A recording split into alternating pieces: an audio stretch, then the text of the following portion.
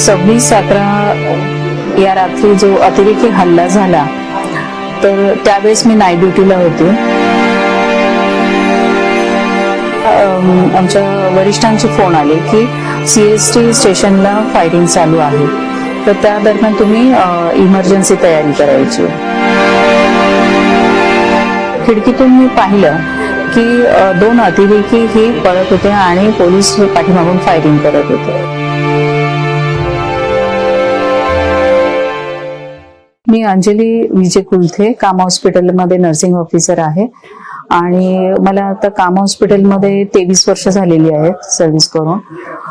आणि 26/11 या रात्री जो अतिरेकी हल्ला झाला, तर त्यावेळेस मी नाईट ड्युटीला होते. आमची नाईट ड्युटी ही रात्री 8 ते सकाळी 8 अशी असते, 12 तासाची ड्युटी असते. आणि आम्ही नेहमीप्रमाणे कामावर आलो, आमच्या कामाला सुरुवात केली. त्याच्यानंतर आम्हाला आमच्या वरिष्ठांचे फोन आले की CST स्टेशनला फायरिंग चालू आहे, तर त्या दरम्यान तुम्ही इमर्जन्सी तयारी करायची. आणि आम्ही आमच्या कामाला सुरुवात केली. 1 तासानंतर मला जेव्हा गोळीबाराचा आवाज ऐकू आला, त्या दिशेने मी धावत गेली. खिडकीतून मी पाहिलं की 2 अतिरेकी हे पळत होते आणि पोलीस पाठीमागून फायरिंग करत होते. त्यावेळेस कामा हॉस्पिटलचं गेट हे लहान होतं, त्यामुळे सहजपणे ते उडी मारून आतमध्ये आले.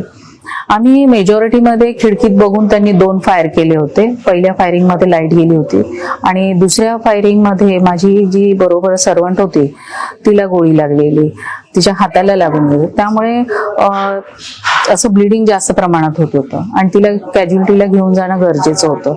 बरोबरच्या सर्वंटला मी तिला घेऊन जायला सांगितले, पण ती घाबरलेली होती, त्यामुळे ती तयार नाही झाली.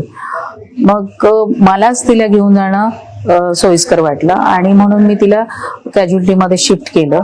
ऑन ड्युटी CMO होते, त्यांना सांगितलं की CSTलाच नुसती फायरिंग चालू नाहीये, तर ते अतिरेकी आपल्या हॉस्पिटलच्या आतमध्ये आलेले आहेत आणि त्यांच्या फायरिंगमुळे ही जखमी झालेली आहे, तर तुम्ही पोलिसांना ताबडतोब फोन करा. आणि मी ह्या सर्वंटला तुमच्याकडे सोडते आणि मी माझ्या वॉर्डमध्ये परत जाते. आणि मग मी त्या सर्वंटला तिथे सोडलं आणि मी माझ्या वॉर्डच्या दिशेने जायला निघाले. जसं मी स्टेअरकेस चढायला लागले, तर समोरून एंट्रन्सलाच ते दोघे अतिरेकी समोरून येताना दिसले आणि त्यांनी माझ्या दोन्ही सिक्युरिटींना फायर केलं होतं. ते रक्तबंबाळून खाली पडले होते. हे बघितल्यानंतर मी खूपच घाबरले आणि मी माझ्या वॉर्डच्या दिशेने धावले. आणि माझ्या वॉर्डचा, म्हणजे मी ज्या वॉर्डमध्ये काम करत होती, अँटीनेटल केअर युनिट, जिथे जे प्रसूतीपूर्व बायका असतात त्यांना त्यांच्या काळजीसाठी तिथे ठेवलं जातं. तर त्यावेळेस त्या नाईटला माझ्याकडे 20 प्रेग्नंट वुमन होते आणि त्या प्रेग्नंट वुमनना आम्ही पॅन्ट्रीमध्ये शिफ्ट केलं, जिथे खिडकी नव्हती, एक सेफ जागा होती जिथे त्यांना कुठूनच काही त्रास होण्यासारखा नव्हता. अशा त्या 10 बाहेरच्या रूममध्ये मी त्या पॅन्ट्रीमध्ये त्यांना शिफ्ट केलं. पेशंट घाबरलेले होते, तर त्यांना मानसिक आधार देणे खूप गरजेचं होतं, कारण अशा सिच्युएशनमध्ये लेबर पेन मध्ये पेशंट जाऊ शकते किंवा काही घटना घडू शकते, म्हणजे जास्त एक्साइटेड मध्ये सुद्धा त्रास होऊ शकतो. तर ह्या सर्व गोष्टींचा विचार करून मी स्वतः घाबरलेली होती, परंतु त्यांना एक मॉरल सपोर्ट देत होती आणि त्या मॉरल सपोर्टमुळे त्यांना एक आधार मिळाला. त्या शांत झाल्या, त्यांचे मोबाईल स्विच ऑफ केले आणि त्यांना मॉरल सपोर्ट देत राहिले. मनात एक शंका आली की अशा वेळेस जर लेबर पेन झाले एखाद्या पेशंटला, तर अशी सिच्युएशन हँडल करणं फारच कठीण जाईल. आणि ती शंका समोर माझ्या आली. माझ्याकडे जी सिव्हिअर हायपरटेन्शनची पेशंट होती, तिला लेबर पेन सुरू झाले आणि मी डॉक्टरना फोन केला. लेबर वॉर्डमध्ये आमच्याकडे 24 आवर्स डॉक्टर्स असतात, तर त्यांना सांगितले की सिव्हिअर हायपरटेन्शनची पेशंट आहे आणि तिला लेबर पेन सुरू झाले, तर तुम्ही बघायला या म्हणून. त्यावेळेस त्यांनी सांगितलं, अंजली, अशा सिच्युएशन मध्ये मी खाली येऊ शकत नाही. मग त्या पेशंटला मला स्वतः शिफ्ट करणं जास्त गरजेचं वाटलं, कारण असे पेशंट जे आहेत ते नॉर्मल डिलिव्हरी होत नाही. अशा पेशंटना गायनेकॉलॉजिस्ट आणि पिडियाट्रिशियन या दोघांची गरज असते. त्यामुळे मी हे ठरवलं की 2 जीव मला वाचवायचे, तर त्याच्यासाठी मला स्वतःलाच माझा जीव धोक्यात घालून मला पेशंटला शिफ्ट करणं गरजेचं आहे. आणि त्याला अनुसरून मग मी त्या पेशंटला समजावलं, तिला विश्वास दिला की मी तुला काही होऊन देणार नाही, मी आहे तोपर्यंत तू काळजी करू नको, असं तिला विश्वास दिला. त्यावेळेस ती तयार झाली आणि मग मी स्टेअरकेसने तिला घेऊन निघाले. लिफ्टने जाणं शक्य नव्हतं, कारण लिफ्ट ही खालीवर होत होती आणि लिफ्टवर ज्या पद्धतीने फायरिंग होत होती, अक्षरशः त्या दरवाजाची चाळणी झाली होती. त्यामुळे लिफ्टनी शक्यच नव्हतं, ते धोकादायक होतं पूर्ण. त्यामुळे स्टेअरकेसनी घेऊन जाणं मला सोयीस्कर वाटलं.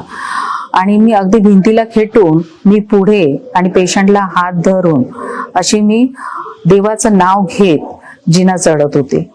पेशंटला एकीकडे धीर देत होते आणि असं करत मी त्या पेशंटला सेकंड फ्लोअरला लेबर वॉर्डमध्ये शिफ्ट केलं आणि डॉक्टरांच्या स्वाधीन करून मी माझ्या वॉर्डमध्ये आली.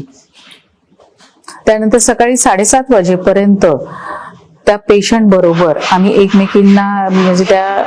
एकमेकींना आधार देत, असा मॉरल सपोर्ट देत सकाळी 7:30 वाजेपर्यंत त्या पॅन्ट्रीमध्ये आम्ही होतो. ज्यावेळेस पोलीस आले आणि त्यांनी गेट उघडायला सांगितले, त्यावेळेस गेट उघडला गेला. मी जेव्हा युनिफॉर्म चेंज केला सकाळी माझी ड्युटी संपल्यानंतर, तेव्हा मी स्वतः शॉकमध्ये होती की मी रात्रभर काय केलं. कारण यामध्ये काहीही घडू शकत होतं. पेशंटलाही गोळी लागू शकत होती, मलाही लागू शकत होती. परंतु त्या युनिफॉर्मची पॉवर आणि त्या वेळचा तो जुनून असा होता की त्यावेळेस मला माझ्या कुटुंबाची किंवा माझी स्वतःची मला काळजी नव्हती. मी केवळ त्या पेशंटसाठी विचार करत होते. आणि ज्यावेळेस 1 महिन्यानंतर कसाबच्या आयडेंटिफिकेशनसाठी मला बोलवण्यात आलं, त्यावेळेस आयडेंटिफिकेशनला कोणी तयार नव्हतं. कारण ते वातावरण एवढं दहशतीचं होतं की म्हणजे ज्या रस्त्याने ते अतिरेकी आले त्या रस्त्यावर 2 बॉम्ब डिफ्यूज केले गेले होते. आणि न्यूज अशा होत्या, इथे RDX मिळालं, तिथे RDX मिळालं वगैरे. अशामध्ये ह्या दहशतीच्या वातावरणामध्ये आयडेंटिफिकेशन करायला कोणी पुढे येत नव्हतं. आणि ज्यावेळेस मला सांगितलं गेलं त्यावेळेस माझ्या घरातले सुद्धा, माझे कुटुंबीय सुद्धा तयार नव्हते. पण मी या गोष्टीला तयार झाली, कारण मला असं वाटत होतं की ज्या निर्दयीपणे ह्या अतिरेक्याने इतक्या जीवांना मारलं, त्याला शिक्षा होणं फार गरजेचं आहे. आणि ज्यावेळेस मी ऑर्थर जेलमध्ये आयडेंटिफाय केलं त्या अतिरेक्याला, त्यावेळेस त्यांनी मिश्किलपणे हसून उत्तर दिलं, मॅडम आपने सही पहचाना, मैं अजमल कसाब हूं. त्यावेळेस त्याचा तो निर्लज्जपणा आणि त्याच्या चेहऱ्यावरचा तो जो म्हणजे त्याला पश्चाताप हा नव्हता, ज्या निर्दयीपणे तो बोलत होता, अशा निर्दयी माणसाला शिक्षा होणं फारच गरजेचं होतं. त्यानंतर कसाबवर जो खटला चालू होता त्यावेळेस विटनेस म्हणून मी गेली होती. तिथे पण मी युनिफॉर्म मध्ये गेली होती, कारण ह्या युनिफॉर्मची पॉवर, त्याचं सामर्थ्य मी ओळखलं होतं. माझं मत तर असं आहे की प्रत्येक स्त्री ही रणरागिणी आहे. फक्त तिच्यातली आत्मशक्ती, सामर्थ्य तिने स्वतः ओळखलं पाहिजे. काहींचं सामर्थ्य दिसून येतं, काहींचं सुप्त अवस्थेत असतं. परंतु मला असं वाटतं की ज्यावेळेस आपण आपल्या मनामध्ये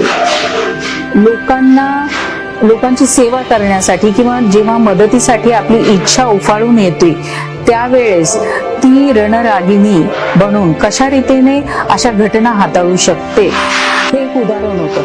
शस्त्राने तर कोणी पण लढतं, पण केवळ प्रेझेन्स ऑफ माइंडने ज्या पद्धतीने माझ्या कामा हॉस्पिटलच्या नर्सेसनी, डॉक्टर्सनी आणि तृतीय कर्मचाऱ्यांनी ज्या पद्धतीने ही घटना हाताळली, तर ती खरोखर कौतुकास्पद आहे. आणि त्यामुळे मला अभिमान आहे की मी एक नर्स आहे.